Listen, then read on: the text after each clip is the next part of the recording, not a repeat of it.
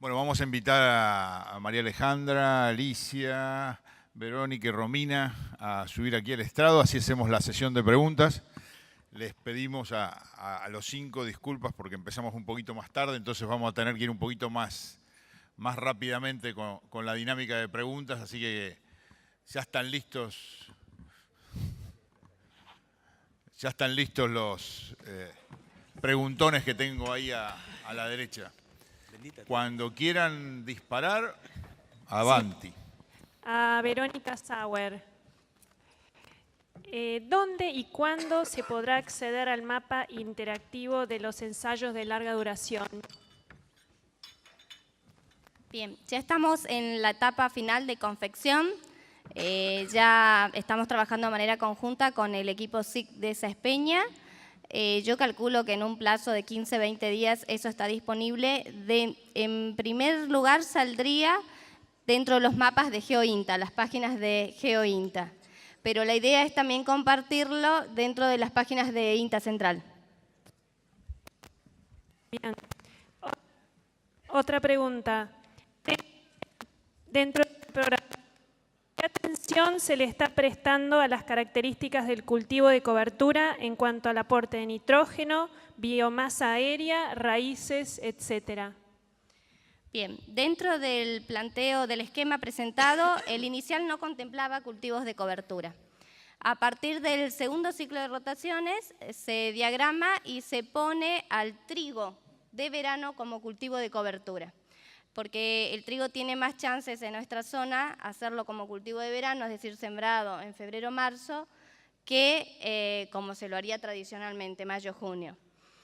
Hoy por hoy también se están instalando más ensayos de cultivo de cobertura para evaluar alternativas y empezar a evaluar producción de biomasa, producción de raíces y apuntar también un poco más al estudio de física de suelos con la incorporación de cultivos de cobertura.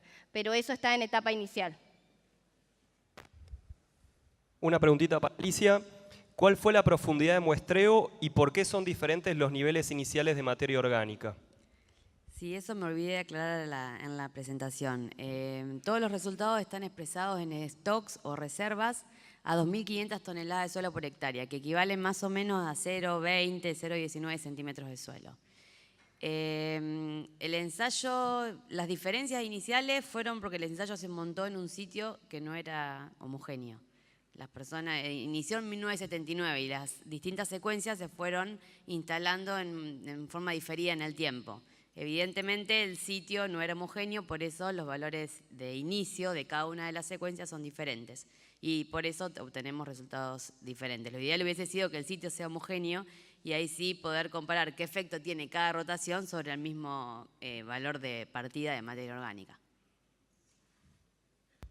Bien, para Romina, ¿realizaron algún tipo de estimación económica de las distintas rotaciones para demostrar el eventual beneficio económico de la inclusión de gramíneas? No para ese ensayo en particular, sí lo hemos hecho en otros ensayos de larga duración y el balance económico es positivo cuando incluimos las gramíneas en la rotación. En este caso teníamos 500, 600 kilos de producción de soja por haber usado las gramíneas, pero en otros campos, en otros ensayos tenemos incluso más diferencia por la utilización de los cultivos de cobertura. Hemos llegado a tener 2.000 y 3.000 kilos de diferencia de maíz, por ejemplo. Así que no específicamente en este, pero lo hemos hecho en otros, sí. Gracias. Alejandra, ¿qué dosis y en qué momento recomendás la fertilización nitrogenada en pasturas consociadas y en mezclas de festuca y alfalfa para evitar disminuir la fijación biológica de nitrógeno por parte de las leguminosas? Bueno, como mostré rápidamente en la última o en las últimas transparencias, cuando queremos preservar o darle importancia a la producción de forraje de alfalfa, la producción estival de forraje de alfalfa, lo que queremos hacer con el nitrógeno es que crezca mucho y bien la festuca. Habría que hacer esa salvedad a ver de qué festuca se trata. Y el dato que mostré es de festuca mediterránea, que crece mejor que las otras festucas en otoño-invierno y por eso se lo aplicamos temprano en el otoño. Y no sé si se vio bien en la transparencia, porque las barras eran de poquita magnitud. Esa pastura rindió 20 toneladas de forraje por año. La producción total anual de forraje no se modificó por el aporte de nitrógeno, pero la producción otoño-invernal de pasto se duplicó casi por el aporte de nitrógeno en festuca. ¿Sí? Entonces, una aplicación. La dosis depende de cada ambiente, ¿no? Pero en ese caso estábamos hablando de dosis, probamos dosis de 75 y de 150 kilos de nitrógeno. No tienen que ser dosis muy pequeñas. Cuando hablamos de dosis de nitrógeno, usualmente se usan dosis de 100 kilos de urea, 80 kilos de urea. Esas son dosis bajas. Ahí estamos hablando de kilos de nitrógeno, pero lo importante es aplicarlos temprano en el otoño. Gracias, Alejandra. Una pregunta para Duarte. ¿Qué momento y dosis recomienda para la refertilización con fósforo en una pastura consociada? Es un tema controversial. Nosotros en particular no hacemos refertilizaciones en ese tipo de pasturas. Toda la fertilización de fósforo va en el arranque por esos niveles de inversión que les decía. En los ensayos que en algún momento hicimos en el oeste, junto con la gente de Villegas, no tenemos respuesta a la refertilización fosforada para ese tipo de suelos. Inclusive los datos, si no mal recuerdo, los datos que tenía Ángel en el sur, también hablaban de una mayor recuperación del fósforo puesto todo en el arranque. Con lo cual, para ese modelo que yo les describí, nuestra fertilización fosforada va todo en el primer año. Bien.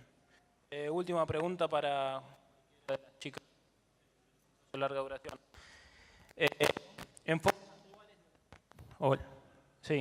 Enfoques actuales que abordan la temática de cultivos de cobertura le dan una importancia muy grande al aporte de carbono al suelo que hacen las raíces. En este sentido, ¿ustedes piensan que si se hacen pastoreos relativamente intensivos o incluso se hace alguna extracción de la biomasa aérea con silajes, se podría lograr igual un beneficio en cuanto al aumento o mantenimiento del carbono orgánico si se incluye en cultivos de cobertura? Uno de los ensayos de larga duración que tenemos en la experimental de Anguil en dos suelos, en un suelo arenoso y en otro fino, es silos continuos de sorgo o de maíz y tenemos paralelamente cultivos de cobertura, ¿no? Como antecesor de ese maíz o de ese sorgo. A veces va maíz, a veces va sorgo, siempre destinado a silaje. Y tenemos centenos con vicia solos y por supuesto el barbecho, sin cultivo de cobertura. El tema de las raíces es un tema impresionante. Estamos midiendo cantidad de raíces al metro de profundidad, cada 20 centímetros de estratificado. Los mayores aportes de las raíces de centeno se dan en los primeros 20 centímetros del perfil. En cambio, cuando está la vicia como cultivo de cobertura junto con el centeno, tenemos buena cantidad a los 40, 50 centímetros del perfil.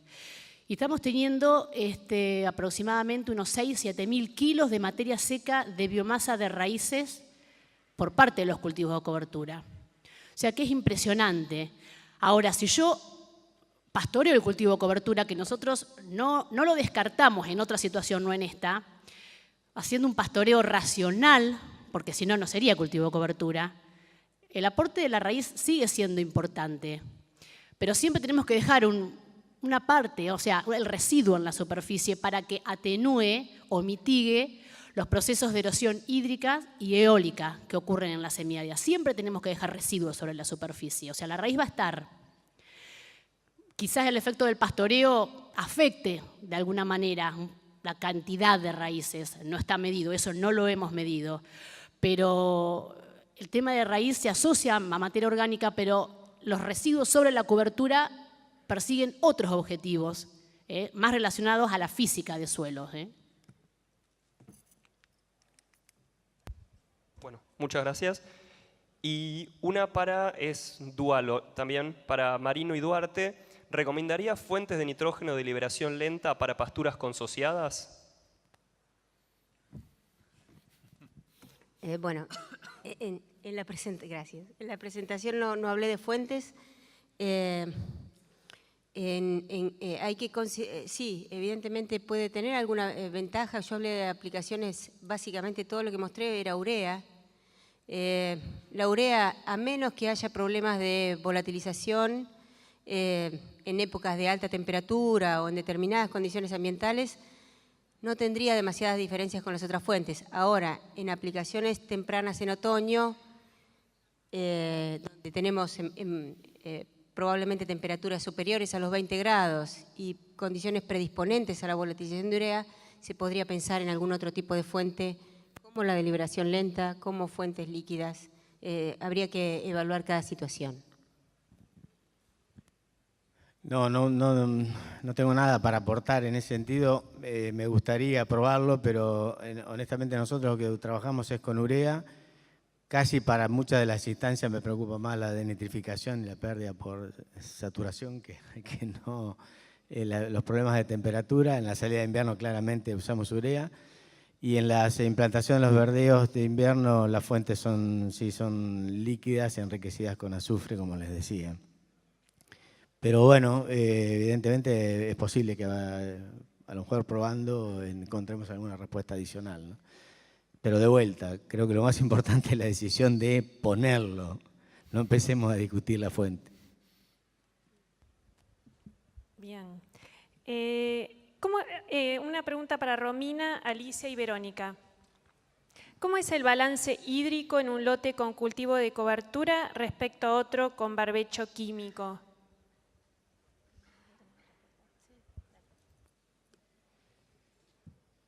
La clave está en cuándo secamos el cultivo de cobertura, ¿no es cierto? Y va a depender de la biomasa que tengamos y de cuándo vamos a sembrar el próximo cultivo de verano. Normalmente ahora nosotros, por ejemplo, los maíces los estamos sembrando en diciembre y fines de diciembre para escaparnos del estrés que tenemos en enero, de las altísimas temperaturas y de las bajas precipitaciones en enero. En este sentido, ¿qué era la pregunta? El balance. Está bien. El balance siempre manejando épocas de secado, recargando el perfil a nosotros, nos empieza a llover en septiembre, principalmente. O sea, mayo, junio, julio nos llueven en promedio 20 milímetros, 17 milímetros, 18 milímetros cada mes, es poco. Si bien estos cultivos de cobertura son altamente eficientes en generar biomasa, con poca cantidad de milímetros generan bastante biomasa, pero las mayores precipitaciones ocurren en la primavera, que es cuando yo paro el crecimiento. Entonces, ahí recargo agua, o sea, detengo el crecimiento del cultivo de cobertura, generalmente el suelo está seco, cerca de punto de marchitez, y ahí recargo el perfil. El efecto del cultivo de cobertura es bajar temperatura del suelo. Tenemos registros a diciembre, de donde tenemos cultivo de cobertura a 5 centímetros de profundidad, 28 grados centígrados versus 40 grados centígrados cuando el barbecho es con pocos residuos, sin cultivo de cobertura. Y los barbechos en general tienen baja eficiencia, son bajamente, o sea, el barbecho por sí no junta mucha agua. Por eso las eficiencias de barbechos que tenemos son bajas, 12, 15%. ¿Qué significa? Que de lo que me llueve durante el barbecho, solamente el 12% lo va a ver el maíz o el sorgo. O sea, me llueven 100 milímetros durante el periodo del barbecho, 12 milímetros los va a ver el cultivo siguiente. O sea, no con esto estamos diciendo que no hay que hacer barbecho, y sobre todo en la semiárida. Sí tenemos que hacer barbecho, pero hoy tenemos muchos datos que nos dicen que el barbecho tiene baja eficiencia, no logra juntar mucha agua en nuestra zona debido a que nuestros suelos no retienen mucha agua. Entonces, ¿por qué no aprovechar estas precipitaciones que ocurren en periodo invernal, que son pocas, y generar biomasa mediante un cultivo de cobertura y con fecha de secado detener el crecimiento para el cultivo que viene? Realmente está funcionando muy bien. El tema del cultivo de cobertura es un tema terrible, o sea, es muy amplio. Se está armando un manual de cultivos de cobertura que lo están llevando adelante la gente de Paraná. del ensayo de larga duración también. Y es un tema muy interesante y bueno, amerita mucho más tiempo, pero anda muy bien en la semiárida realmente. Bueno, le vamos a agradecer mucho a todo este panel por las excelentes presentaciones, toda la información que nos brindaron.